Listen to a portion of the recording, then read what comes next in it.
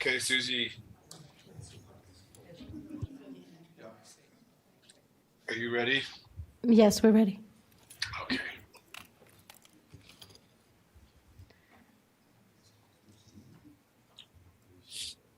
All right.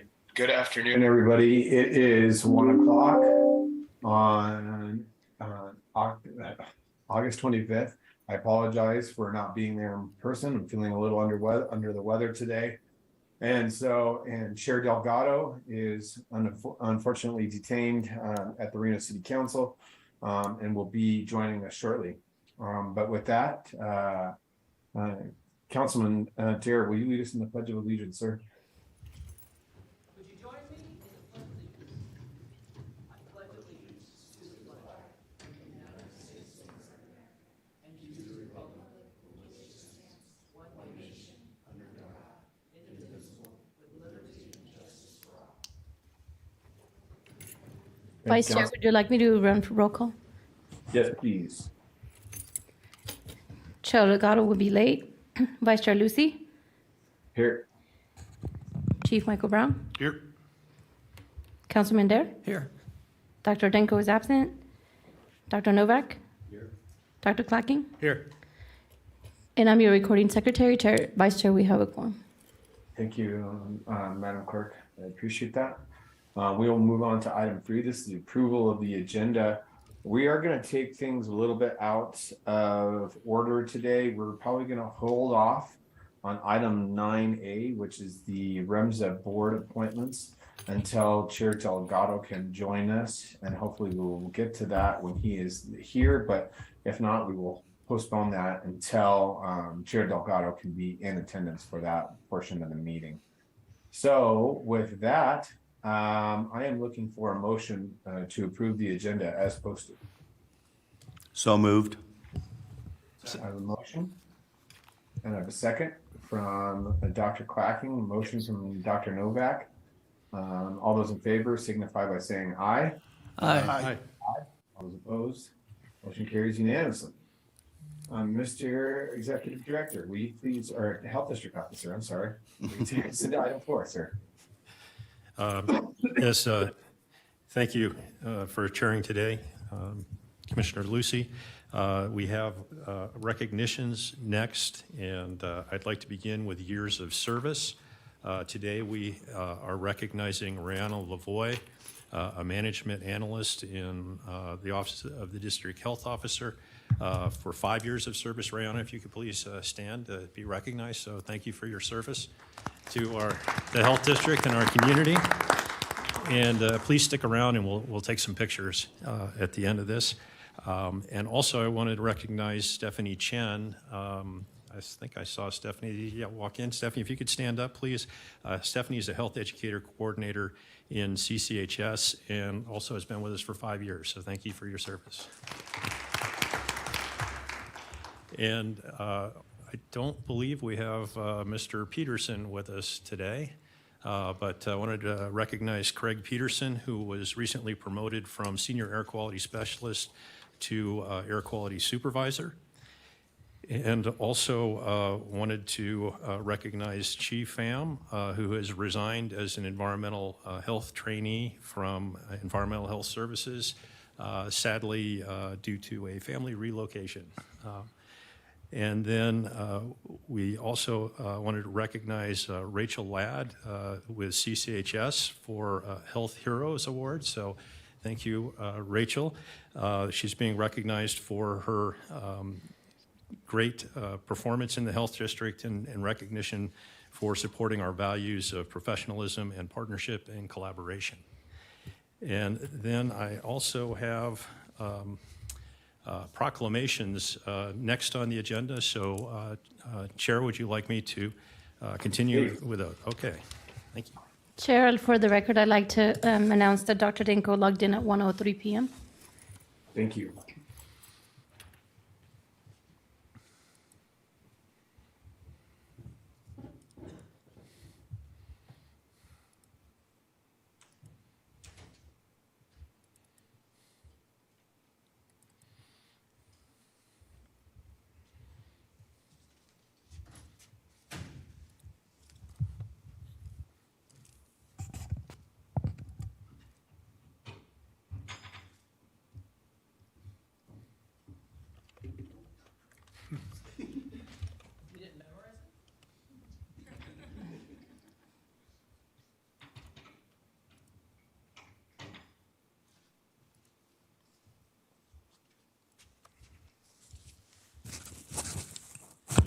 Sorry about that. I needed the old guy print so I could read it. So I'd like to begin. Our first proclamation is for International Overdose Awareness Day. And if I could ask Joe Dibble to join us and to also bring Ann Elizabeth Norton with him. And Ann's the executive director of Join Together Northern Nevada. Whereas Overdose Awareness Day is observed annually and serves as a day to stand alongside survivors, their families, friends, and communities while helping to raise awareness and increase education that overdose-related death is preventable. And whereas, in addition to serving as a day of remembrance, Overdose Awareness Day is an opportunity to educate our communities and reduce the stigma of addiction and drug-related death, and to encourage those struggling with addiction to reach out for help. And whereas in 2021, there were 274 overdose deaths in Washoe County and more than 107 in the United States, and whereas help is available and there is support for those who are ready to work toward a physically and emotionally healthy lifestyle, and whereas in Nevada, naloxone can be obtained free of charge and without a prescription, and whereas the Washoe County Health District and our state and local partners have worked to empower our community in the fight against overdose death, including opioid overdose, by providing resources and support while expanding the availability of the life-saving drug naloxone to ensure that anyone can obtain the medication through pharmacies and community organizations. And whereas the Washoe County Health District joins organizations around the world in the fight for the families of Washoe County and the future of our county and nation as we work to end addiction and overdose, now therefore be it resolved that the Washoe County District Board of Health does hereby proclaim August 26, 2022 as International Overdose Awareness Day in Washoe County, adopted this 25th day of August, 2022, Oscar Delgado, Chairman, Washoe County District Board of Health. Fantastic. Thank you.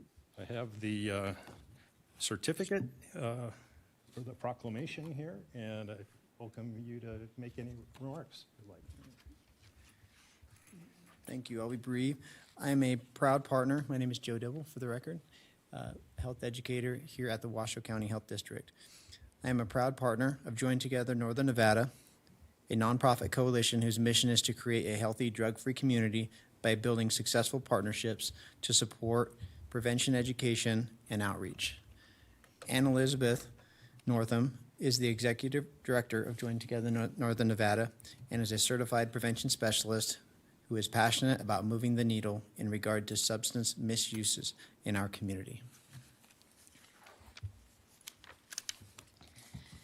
Thank you for your time today and for recognizing the importance of this issue. International Overdose Awareness Day, and for the record, my name is Ann Elizabeth Northam, and I am nervous, so I apologize for missing that initial introduction. International Overdose Awareness Day aims to raise awareness, reduce the stigma of drug-related deaths, remember those who have died or suffered an overdose, and stimulate discussion about overdose prevention. Centers for Disease Control data reports 107,622 Americans died of an overdose last year. This is a staggering number, and no matter how many times I see the statistics, it takes my breath away.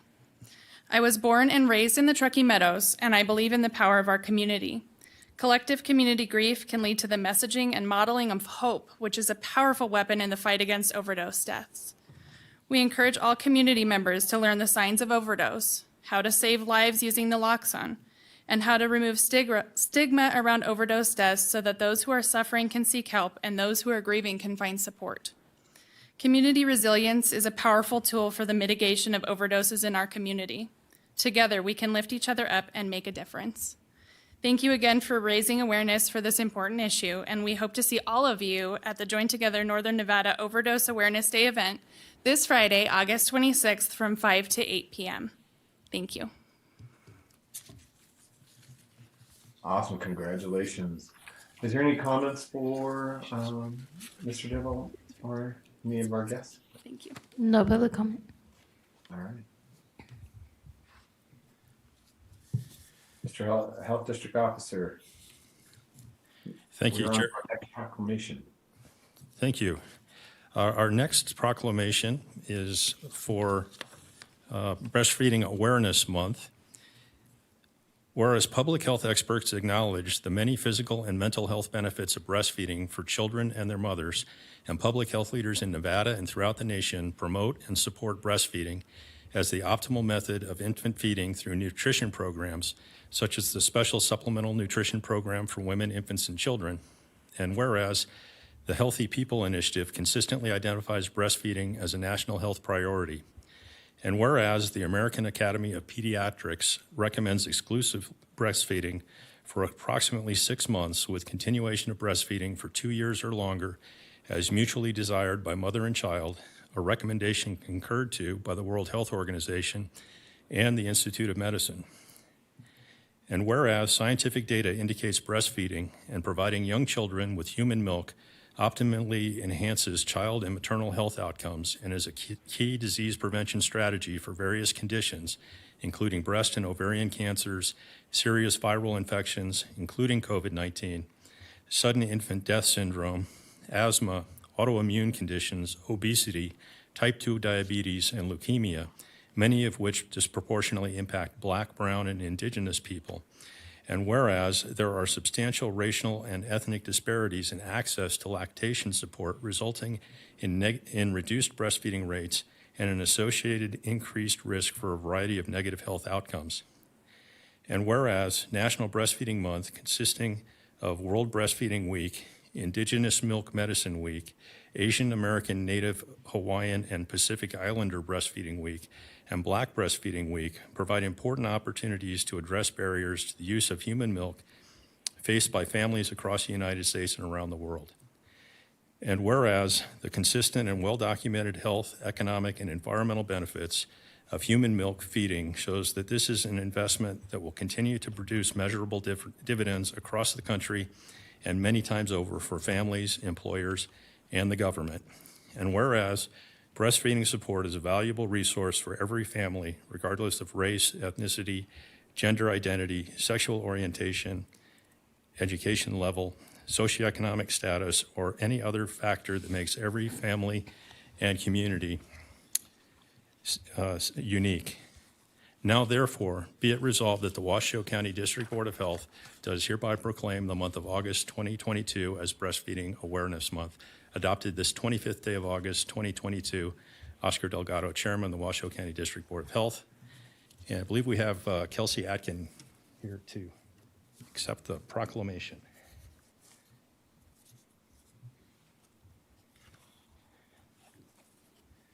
I don't know if, would you like to make any remarks? Hello. Thank you for your support in recognizing the importance of breastfeeding when it comes to the health of our community, not just moms and infants, but as those infants grow into adults, especially since COVID-19. And we know that breastfeeding is one of the only ways to pass on those antibodies to infants under 6 months of age until they're old enough to receive a vaccine, and as we're still dealing with the unfortunate outcomes of our formula shortage. Thank you. Thank you. Thank you. We'll get some pictures in a minute.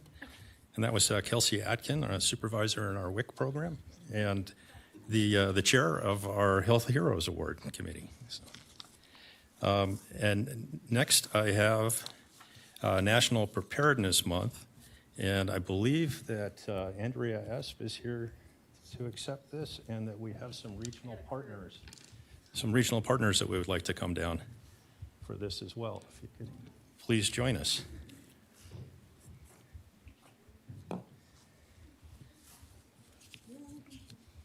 Great. Thanks for being here today. All right.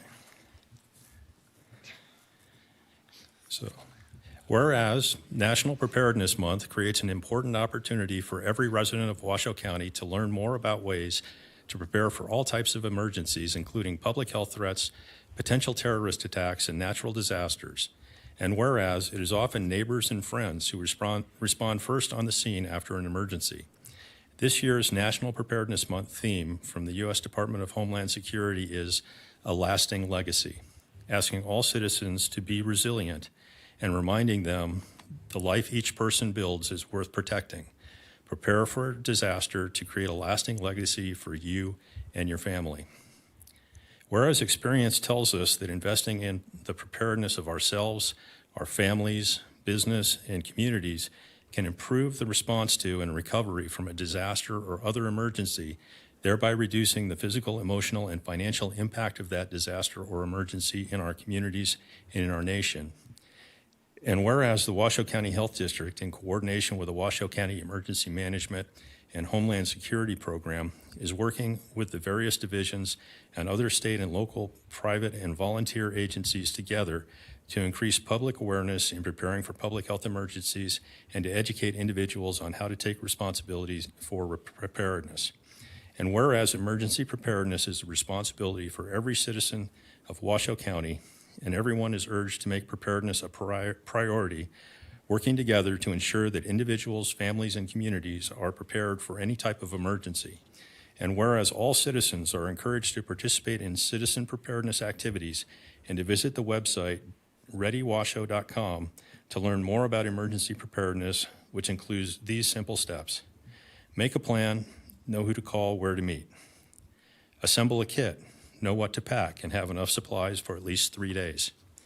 And stay informed, know about our area's top disasters and related response actions. Now, therefore, be it proclaimed by the Washoe County District Board of Health that September 2022 is National Preparedness Month, and all citizens and businesses are encouraged to develop their own emergency preparedness plan and work together toward creating a more prepared community. Adopted this 25th day of August, 2022, Oscar Delgado, Chair, Washoe County District Board of Health. And we have this proclamation for you all. There you go. And hang on to that. We'll get pictures, but the chair will sign it when he arrives. But anybody want to make any remarks? Andrea S., for the record, Preparedness and EMS Program Manager. I would like to acknowledge the people that stand behind me, but also those who participate in every activity we do. Our program and our community would not be as successful if it wasn't for the individuals not only saving lives day to day, but preparing and planning for our worst days, our nightmares. And this group gives their sweat and tears into everything that they do, and for that, our community is better prepared. So I'm proud to be part of this group and stand by them every day.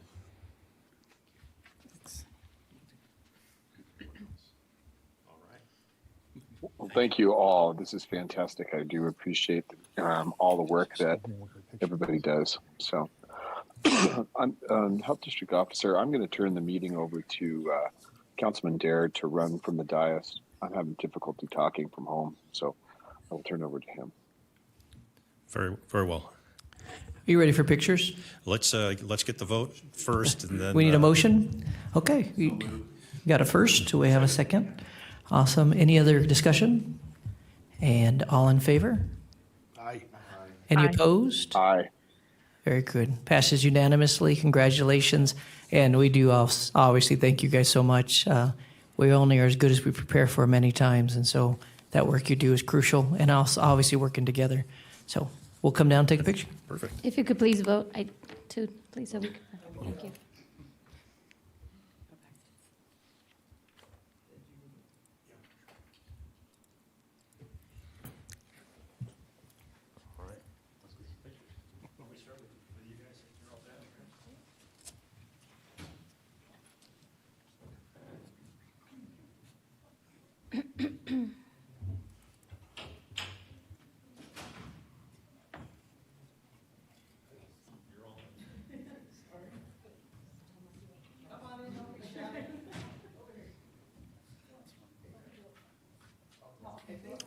Yeah, we need some more people on this side to come over here, if possible.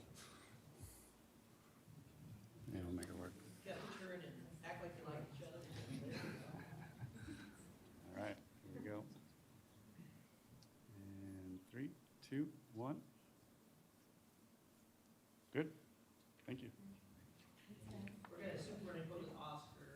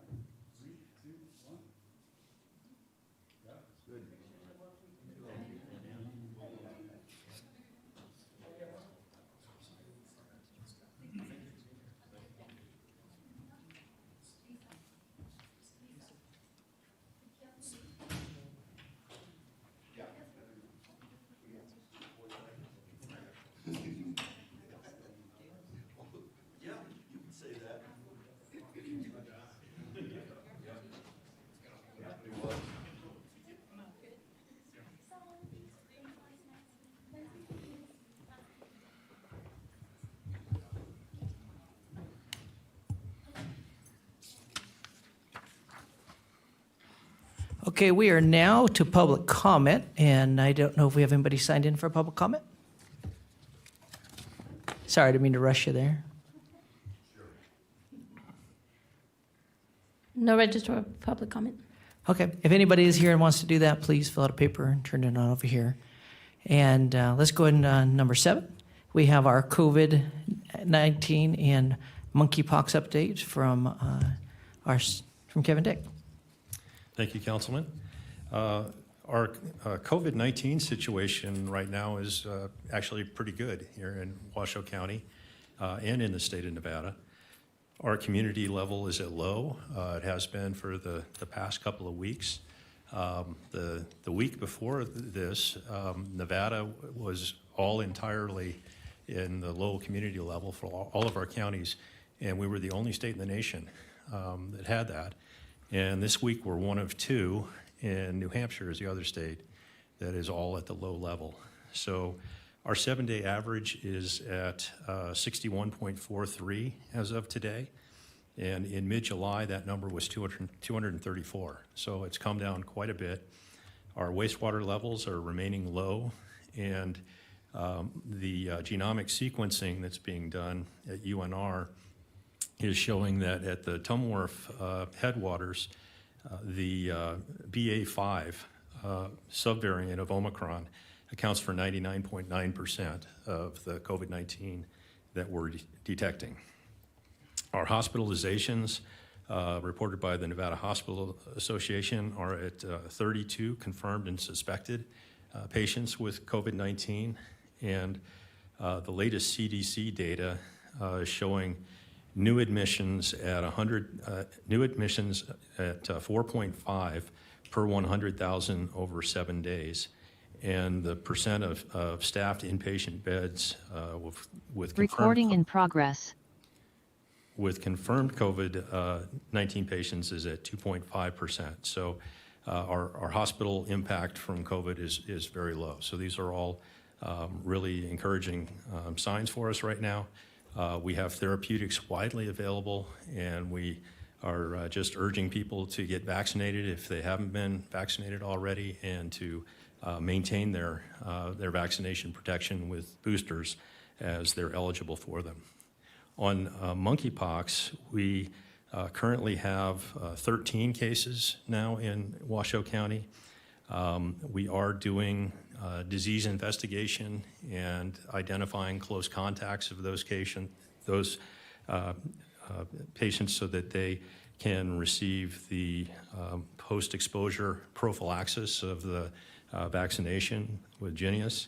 And we have TPOXX, the treatment drug, available as well in the community. We have testing available in the community through Renown's urgent care centers. So we urge anyone who suspects that they may have monkeypox, has developed the lesions that occur, to get tested, and that testing is available at the Renown urgent cares. And we're working with community partners on plans to best utilize the limited vaccine supply that we currently have to best reach the highest risk population for dispensing those vaccines. So that's my report on COVID-19 and monkeypox. Thank you so much. And Dr. Danko, do you have anything to add to that?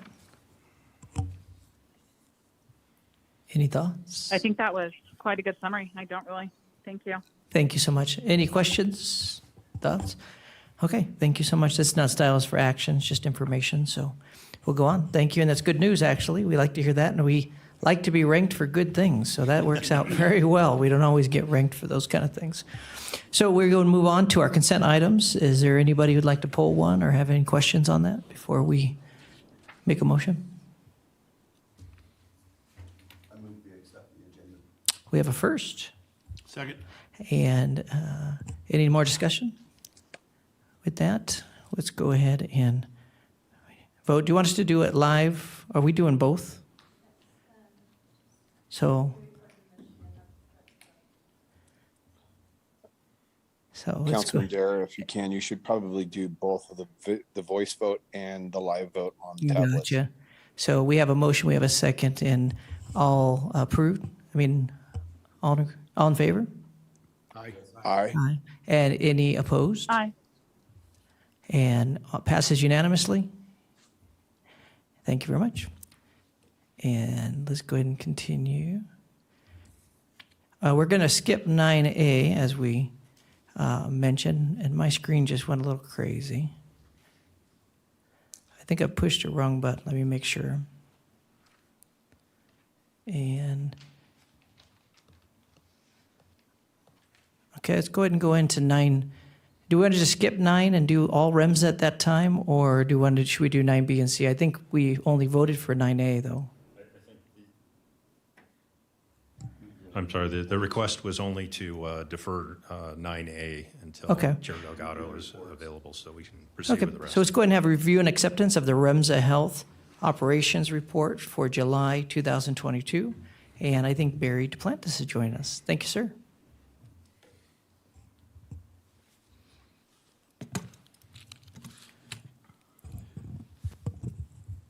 Good afternoon.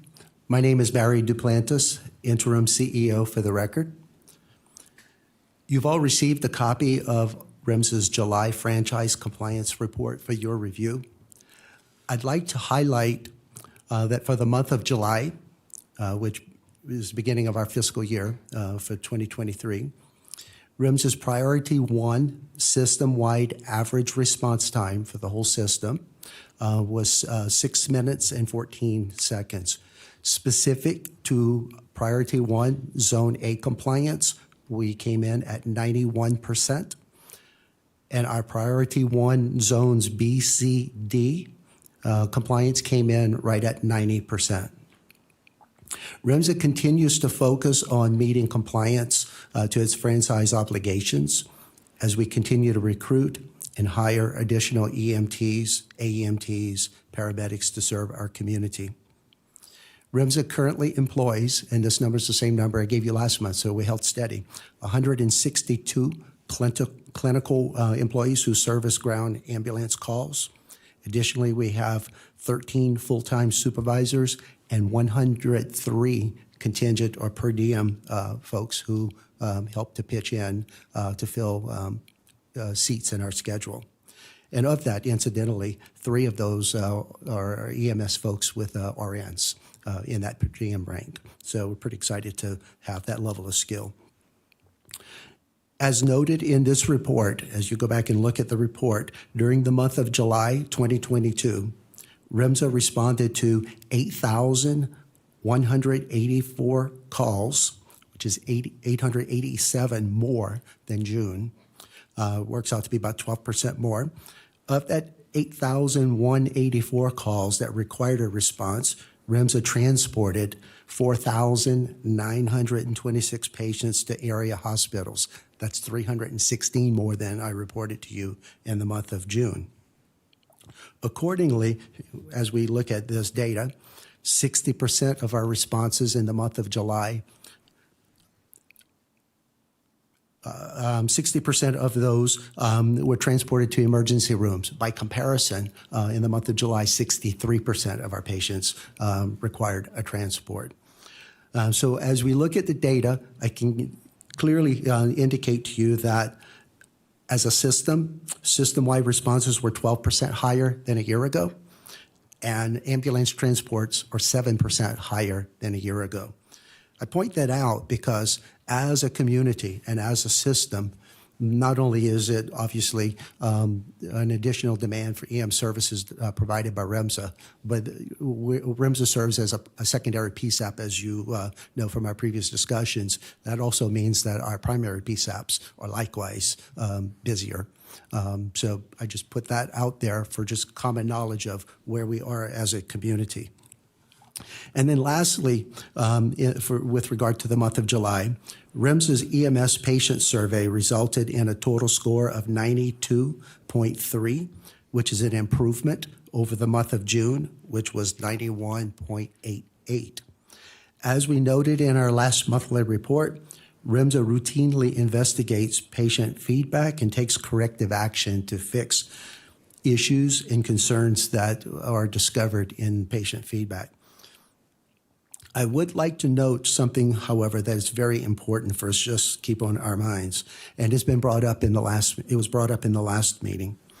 We submitted out to patients 4,614 requests for feedback. Of that, in the month of July, and consistent with the month of June, in the month of July, we received back 64 responses out of over 4,000. And to that point, we've kicked off an internal review where we're looking at why is that so low? Because in our mind's eye, we'd like to get a better response. So we're taking a look at what can we do differently? What can we do better? Are we asking the right questions? Too many questions? Do we have the right data to reach out to people so that it's getting to the people that need to respond? So we have taken that on as an internal project to discover what we can do differently so that we can collect better data or more data to better help us improve our service in areas that we think need improvement based on the feedback. So I will provide you with an update as we learn a little bit more. I can't give you deadlines just yet because I've got to discover what's in front of us. But as we learn a little bit more about that, we will be reporting back to you with some of the things that we're discovering and the things that we think we can do to improve our surveys, the feedback on our surveys. With that, I'm happy to address any questions you might have with regard to our report for today. Thank you, Mr. Duplantis. I want to open up. Does anybody have any questions or thoughts? Anybody on Zoom that would like to share anything? Okay. My only thing I just want to tell you is I think it's fantastic that you're looking a little deeper into that information. I do agree. We're not getting feedback. It's good to make sure we have that. We can think we're doing really well or maybe not as well as we are. So I think it's fantastic. This is styled for motion. Can I have anybody like my motion on this? Make a motion to accept the report as provided. We have a first. Second. We have a second. All in favor? Aye. Aye. Any opposed? Passes unanimously. Thank you. Thank you. Vice Chair Lucy, if I could get your verbal vote, please.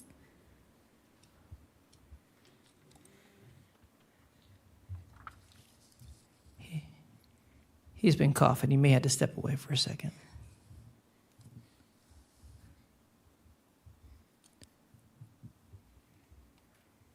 I think you just have him abstain for now.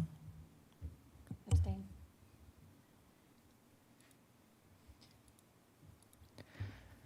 Thank you so much, and it's good to see you, Miss Alexia Jobson. And we have the update of the REMSA Health's public relation during July 2022. Great. How's it going? Good, thank you.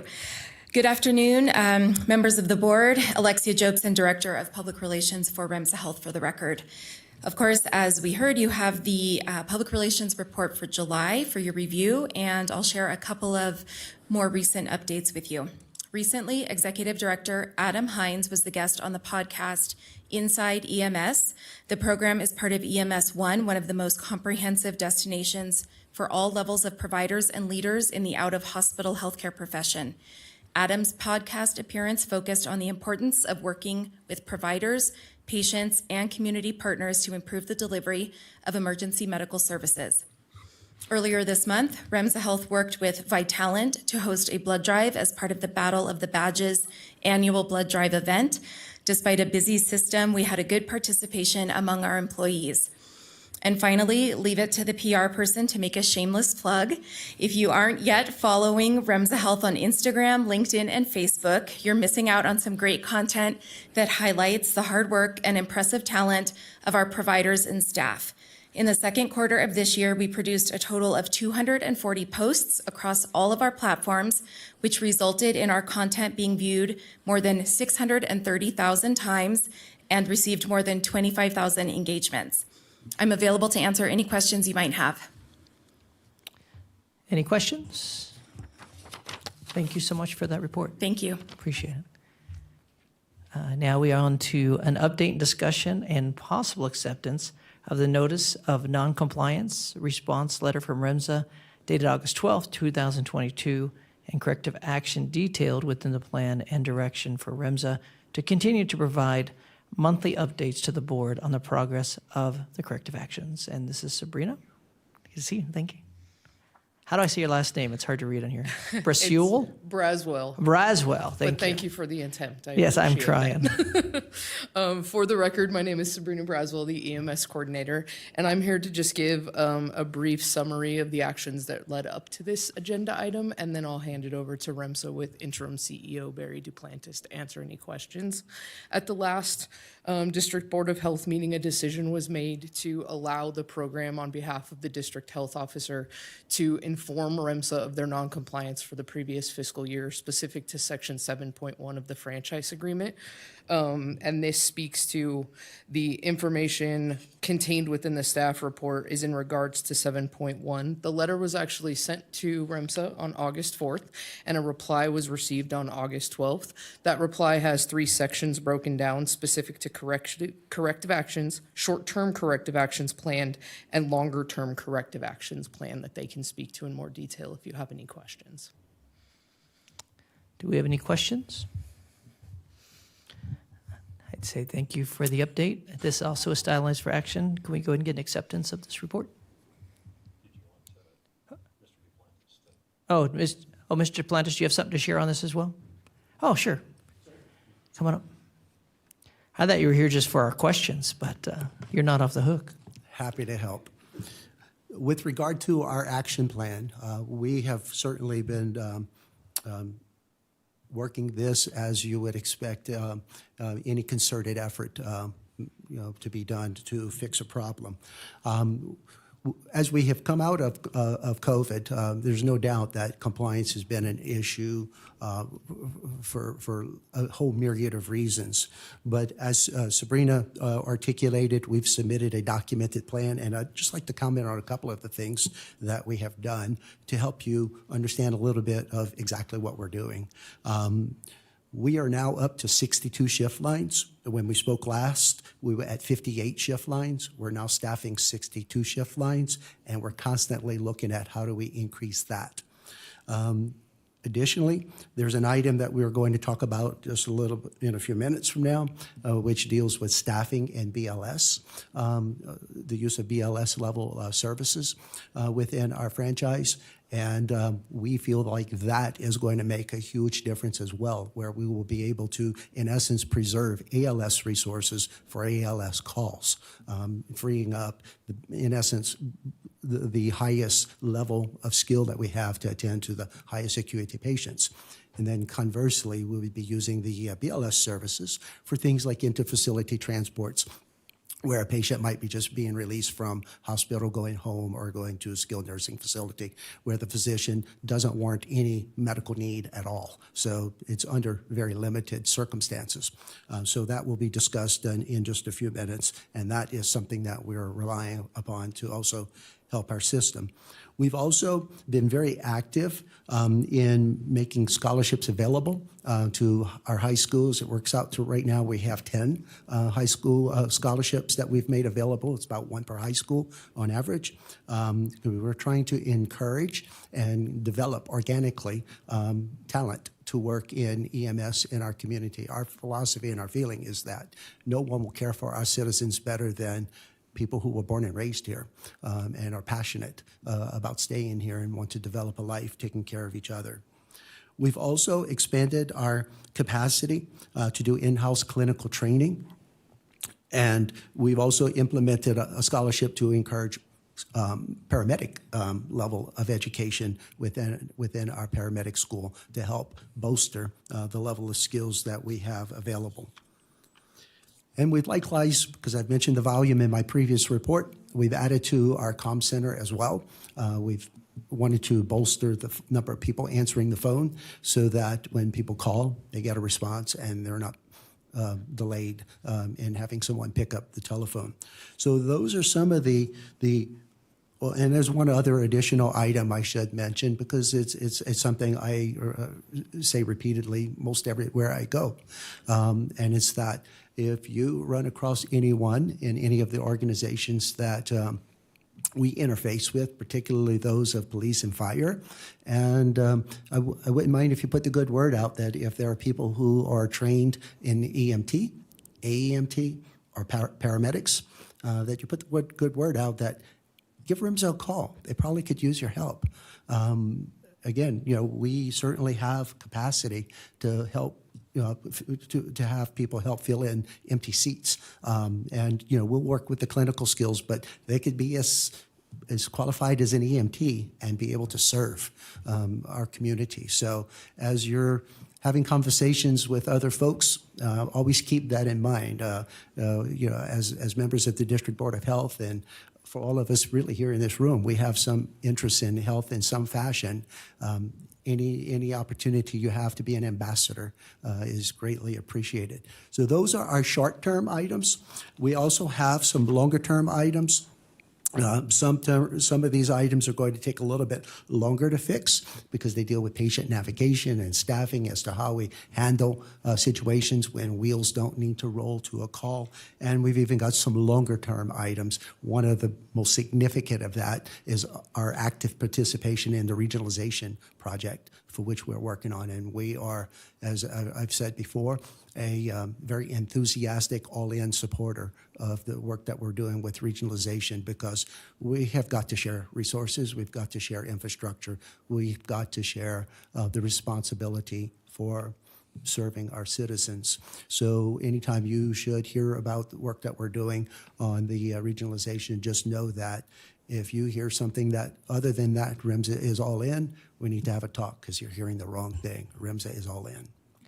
Thank you so much for even sharing that. I'll just tell you what, collaboration is the key, and it's not just about running something well. It is about every person that we're going to help. Every one of our citizens are just crucial, and so that's really our focus. And so thank you for, you've always been a part of that conversation, but we turned some corners recently, and those are really good corners for all of us. So thank you so much, and thank you, Sabrina. Appreciate it very much. So any questions for anybody? You can't scratch your head up here. You're going to get called on. That's how that works.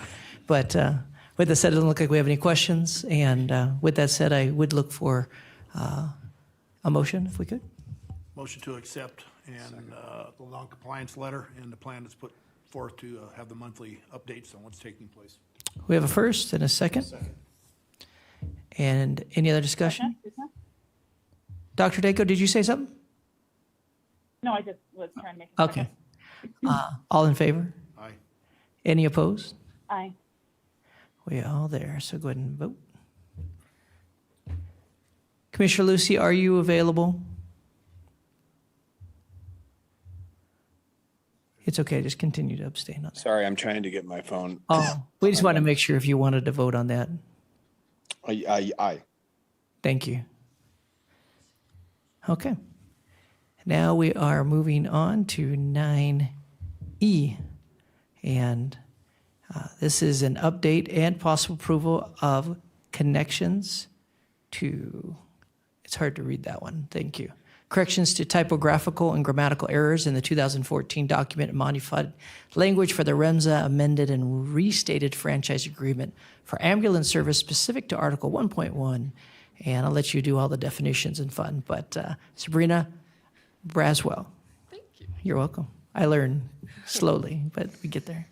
Thank you for that. Again, for the record, my name is Sabrina Brazwell, EMS coordinator. I'd like to speak to you briefly again, just to offer the opportunity for some detailed visibility to the proposed changes to the amended and restated franchise. So you'll notice in the title that there were some typographical, grammatical changes, but I'd like to address the content specifically that was spoken to. So as Barry alluded to in regards to the previous item, there were some changes specifically to the level of care. That did impact the definition section because we created a level of care that was not previously defined. So following Nevada revised statutes and other references like the Nevada Administrative Code, we went ahead and updated the definitions so that they were relevant and appropriate for the latest NAC and NRS, meaning the Nevada Administrative Code as well as the Nevada revised statutes. Also, what was added in, as alluded to, was the basic life support, and we'll get into that in a little bit, and also the position of an advanced EMT, which was previously not a defined item in the franchise. The next section that was amended is the level of care, which is Article 2.3. That section did not have any changes to the advanced life support description, but in the intermediate life support system characteristic, added emergency 911 services and also a clarifying statement regarding an advanced EMT and an EMT, or an advanced EMT at minimum, so that the understanding could also be there for the staffing of this new level, or expanded level, excuse me, for that one. Also adding in the BLS service with the service description, and again, that staffing minimum for clarity. This section also includes the information in the structure of the review process. We'll get to the specifics on the reporting and what those reviews will be, but it allows the Joint Advisory Commission, who spearheaded and was responsible for these changed language opportunities, to be a review resource along with their medical directors, so that the level of care and response system for the tiered response can be evaluated as necessary to ensure that it's still appropriate for the community and the resources available. Then the final section that was revised is section 12, and this is specific to the reporting. What was added was a quarterly report, and this will be presented through the EMS Advisory Board, or the Emergency Medical Services Advisory Board, which meets quarterly. The first time this report will be presented to them is November of this year, if this language is approved. And that has a multitude of metrics that were requested by the co-response agencies, also the partners within the JAC work group, that would allow for better visibility to the tiered response structure that's being placed in this language and the follow-up on those things. So it would allow basically for the reporting structure to have visibility and review of this new change. Then I would just like to say, as an overarching theme, the cooperation of the co-response agencies in this work group effort very much echo the sentiment of Barry and yourself, Councilman Dare, in regards to the cooperation and the eagerness to come up with language and accessible access that is appropriate and relevant to the community, but also sustainable and reasonable without being too exaggerative and unattainable. And I think that this was an extremely aggressive timeline, and the work group culminated with an amazingly crafted language that meets the criteria of all co-response agencies. Unfortunately, not all of them are able to be present. As you can imagine, being frontline responders and first responders, it's quite challenging to attend this meeting. But some of the partners that are not physically able to attend are the Reno Tahoe Airport, who is very heavily involved, Chief Carnes. And then we do have Reno, we have REMSA, we have Sparks. So just a little bit of a understanding to the partners that were involved and their extraordinary lift. Truckee Meadows had to leave, but they were here as well. So I'll open it up to any questions of me on behalf of the program, or REMSA specifically, if there are any. Any questions? Anybody on Zoom? Okay. I think that's a good report. Go ahead, Mr. Duplantis. I'd simply like to thank Sabrina for her work on quarterbacking the organization that it took to get this done. And I'd like to summarize really my final thoughts by saying the REMSA board's already reviewed the draft. And as in the amendment of a franchise agreement. The board has unanimously approved, so we are prepared to sign with our board's complete unanimous blessing. That's incredible. Yes, sir. I'd like to commend the whole committee. This was a lot of work in a very short time. Obviously, there was a lot of things thought about and worked out for all of our good to provide REMS a better possibility of fulfilling their goals and a better for our whole community back. And I'd like to go ahead and make a motion to accept the changes that are made and set forth. Very sure. So we have our first. Do we have a second? Second. We have a tie for second. And real quick, I did one more discussion. One more thing I want to say before we just vote is I really do believe this is a foundation for many conversations to come. I'd like to say it that way. This is just the tip of the iceberg of so many things. And I say that because we don't even know what tomorrow holds. We don't know what we're facing. We don't know what might turn the corner. But if we're working together like this, I don't question that we'll get there. So I really appreciate it. And that goes to, please, any entity listening, this is how we need to function. And this is how we should be functioning. We're dealing with people's lives, and this is crucial. So thank you so much. So with that said, all in favor? Any opposed? It looks like it passes unanimously. Thank you for your report.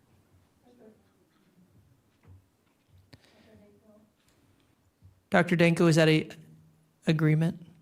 Yeah, yeah, you not hear me? Yeah, aye. Aye for me as well. Thank you, sir.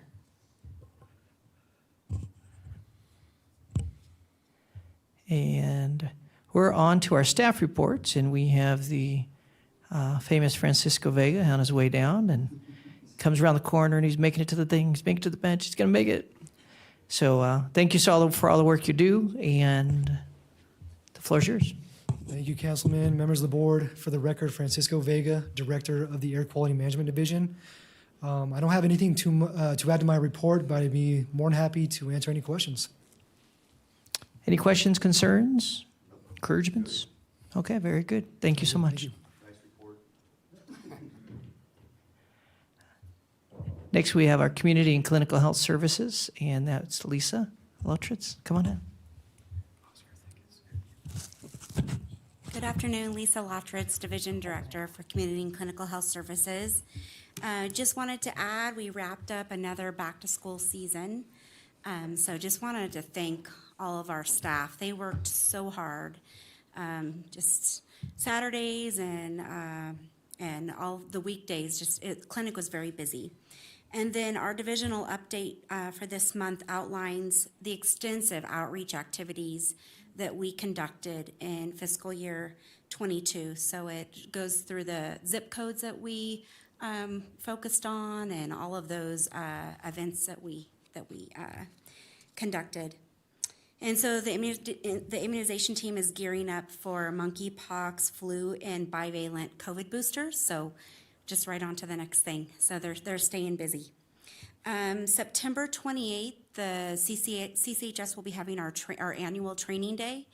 And we just confirmed that this year we are going to be participating in mental health first aid. And this is, it's altogether an 8-hour training. Staff will spend 2 hours of prep work before the day of the training, and then 6 hours of training on September 28th. And we're really excited that we were able to put this together for staff. So, and that is all I have, but I'm happy to answer any questions. Any questions? Yeah, I have one quick question. Go for it. I'm wondering how the new suicide hotline is working. Are you familiar with that data as of yet or not? I haven't received any updates on it. I don't know if Kevin has. It's been out a month now, so yeah, I haven't. Numbers helping a lot. I have not received any updates on calls that they're receiving and that performance, but I know that transition has occurred, and Julia Ratty in my office has been involved with that crisis stabilization system and our planning efforts for that regionally, which ties in the 988 center. She is out of the office this week, so I don't have any recent update from her, but we can include an update in next month's update for That's you. great. Thank you. That'd be great. Thank you so much. you. And next we have our Environmental Health Services, EHS, with Aaron Dixon. Don't look so excited. There you go. Good afternoon. For the record, Erin Dixon, Environmental Health Services. Before you have the report, just a few things to highlight. Our highlighted programs are our schools and childcares. And as all of the youth in our community are heading back into schools, just wanted to highlight a little bit on what our team does to ensure that the schools are a safe environment, and how we partner with the school district. We do inspect all schools a minimum of once each semester. We are looking at the environment in high schools and elementary schools look a little different.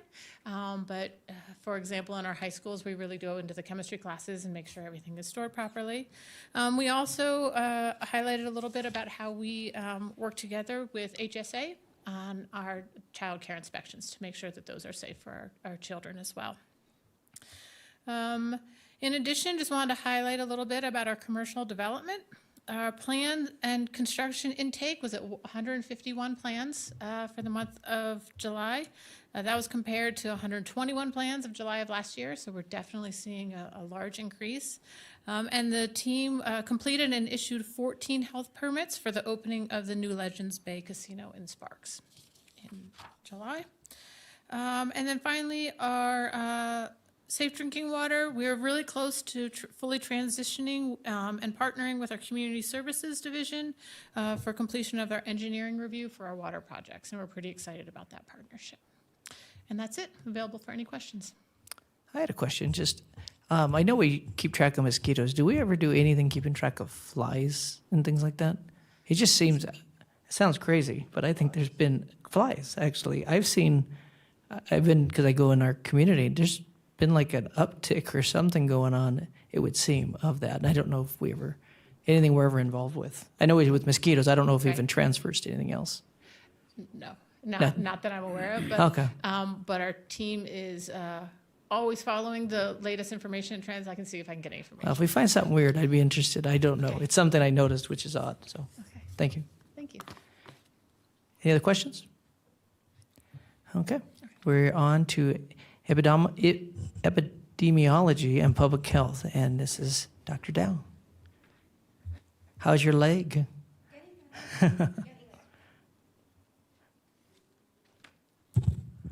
Good afternoon. This is Nancy Dow, Division Director of Epidemiology and Public Health Preparedness. So a few summarizing points in Epi outside of monkeypox and COVID. In the past month of July, we did see our lowest number of open outbreaks of 5 only. This was due to schools closing for the summer and a quick drop from our 35 outbreaks opened in May. The majority has consistently been COVID or CLI. As schools have started again for the new school year, the team has worked on streamlining some of our outbreak processes and protocols to support schools and child care facilities. Our flu activity remains low since the decline at the end of June. We have continued our monthly report through the off-season month, and as we move into our upcoming 2022-2023 influenza season, we'll be shifting back to weekly reports. And knowing some noted activities in the Southern Hemisphere, notably Australia, there are speculations of a possibly more robust flu season upcoming. However, given that policy mitigation methods and demographic and geographic differences, a direct comparison between Southern Hemisphere and Northern Hemisphere countries are not always completely applicable, and there should be taken into account variabilities. And the quadrivalent flu vaccine has been updated for the upcoming flu season. The flu A, H3N2, and B Victoria component has been updated. That's all my update. I'm happy to answer any questions you may have. Any questions? We have one down here. Start that anyway. When does our flu camp week start? Week 40, so end of September, beginning of October. So October is when we start the weekly count? Yes. Okay. Thank you. Thank you so much. All right, thank you. And I think that's all of our updates except for you, sir. Yes, thank you, Councilman. I just wanted to highlight a few things in my report. We've had some discussion already about regionalization, but following the concurrent meeting that happened on July 22nd, the county city managers formed a work group, and that is now meeting every 2 weeks. Had our second meeting this morning. Very encouraging to the common shared understanding of the issues that are creating problems and need to be addressed, and the commitment that's been shown with the leadership of all of the organizations that need to be involved in those discussions, attending and participating in those meetings. Want to share some really good news that we received last week from the Interim Finance Committee. We had a request for ARPA funding for $10 million for a satellite building for the health district approved. So this will allow us to find a building that we can move our TB clinic that's in the aging old morgue building that the county has, and expand that a little so we have better negative pressure room capacity to deal with infectious diseases. Also allow us to provide some other clinical services from that another location, and decompress a little bit with our space constraints here and people piled on top of each other. So we were grateful to have that approval from the IFC. That money will need to be spent by September of 2026. So we'll now, I guess, be in the real estate market looking for a building and remodel renovation of that prior to that date.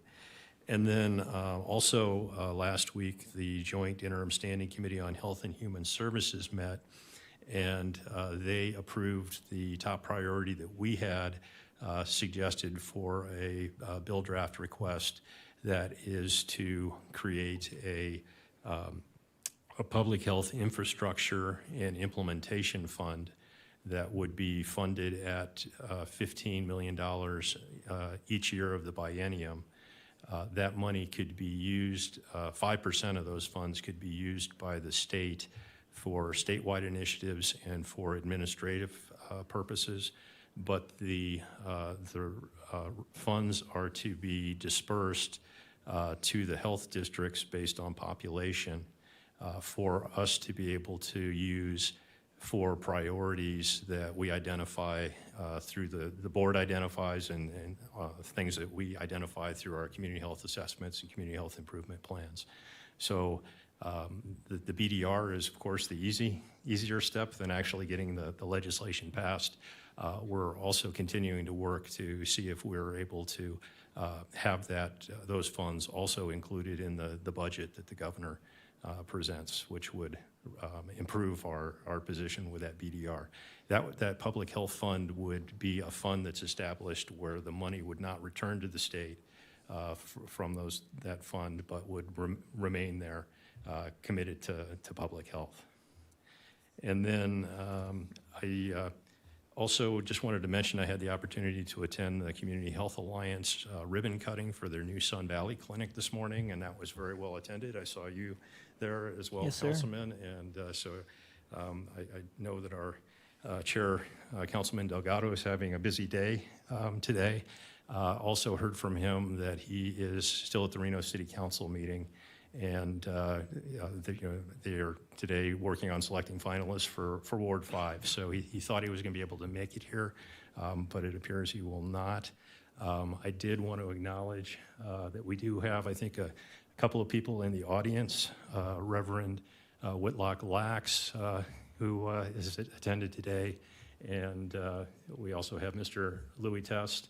So I just wanted to thank them for being here and apologize that we didn't get to that item today. So thank you. I'm happy to take any questions. Thank you. Any questions? Any? Oh, very good.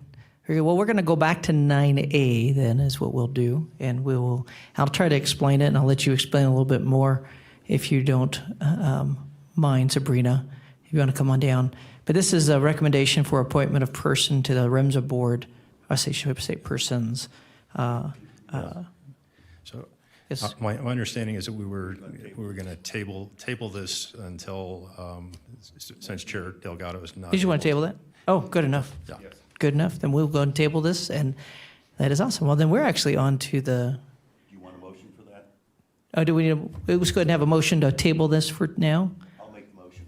We have a first, do we have a second? And any other discussion? And all in favor? Aye. Aye. And anybody Aye. opposed? Well, passes unanimously. Very good. So you put on here that we're voting for it, but we're voting to table it. I just want to make sure you're aware of that. Okay, thank you.